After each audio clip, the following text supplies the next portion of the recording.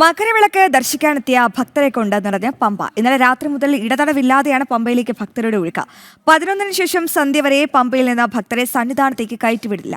പമ്പയിൽ നിന്നും സുധീഷ് ഗോപാൽ തയ്യാറാക്കിയ റിപ്പോർട്ടുകൾ.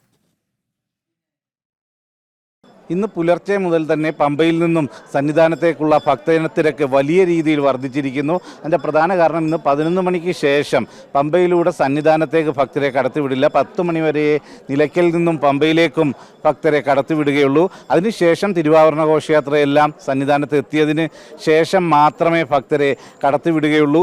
അതിൽ ഏറ്റവും എടുത്തു പറയേണ്ട ഒരു കാര്യം, ഇന്നലെ തന്നെ 1 ലക്ഷത്തിലധികം ഭക്തർ സന്നിധാനത്തേക്ക് പമ്പ വഴി പോയിട്ടുണ്ട്, അവിടെ എത്തിയിട്ടുണ്ട് എന്നതാണ് ഉള്ള ഒരു കണക്ക്.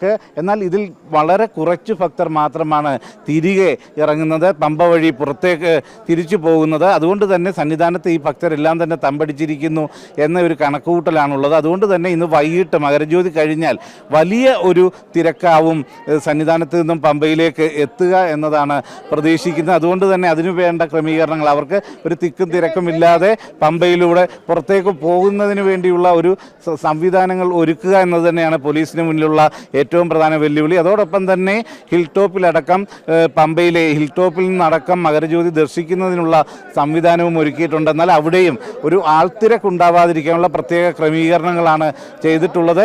ഇപ്പോഴും പമ്പയിലൂടെ വലിയ ഒരു തിരക്ക് സന്നിധാനത്തേക്ക് പോകുന്നത് കാണാം. ഇവരെല്ലാം തന്നെ ഇന്ന് തിരുവാഭരണ വിഭൂഷിതനായ അയ്യനെ കണ്ട് വണങ്ങാനും മകരജ്യോതി ദർശിക്കാനുമായാണ് ഇപ്പോൾ സന്നിധാനത്തേക്ക് പോകുന്നത്. അവരെല്ലാം തന്നെ ഇപ്പോൾ പോകുന്ന ഈ ഓരോ ഭക്തരും ഈ ഇന്ന് ദീപാരാധന തൊഴുതതിന് ശേഷം മാത്രമാവും തിരിച്ചിറങ്ങുക എന്നതുകൊണ്ട് തന്നെ ഇവരെല്ലാം തന്നെ ആ സന്നിധാനത്തേക്ക് എത്തുമ്പോൾ വലിയൊരു തിരക്കുണ്ടാവും എന്നത് തന്നെയാണ് പ്രതീക്ഷിക്കുന്നത്. അതുകൊണ്ട് തന്നെ പമ്പ ഗണപതി ക്ഷേത്രത്തിലും വലിയ തിരക്കാണ് അനുഭവപ്പെടുന്നത്. ഗണപതിയെ വഴങ്ങി ഗണപതിക്ക് നാളികേരമുടച്ചാണ് ഈ ഭക്തരെല്ലാം തന്നെ സന്നിധാനത്തേക്ക് കയറുന്നതും. ആ രീതിയിലുള്ള ഒരു തിരക്ക് ഇപ്പോഴും തുടരുകയാണ്.